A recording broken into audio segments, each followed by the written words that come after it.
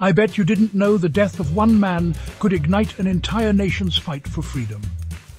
Jose Rizal, isang kilalang Pilipinong nasyonalista at reformista, ay pinatay noong Disyembre 30, 1896. Ang kanyang kamatayan ay hindi lamang isang trahedya, kundi isang mitsa na nagpasiklab ng revolusyon. Sa kanyang mga huling sandali, ang pagiging martir ni Rizal ay nagbigay ng lakas ng loob sa mga Pilipino. Ang kanyang sakripisyo ay nagdulot ng matinding galit at nagnais na ipaglaban ang kalayaan mula sa mga Espanyol. Rizal ay naging simbolo ng pag-asa at pagkakaisa.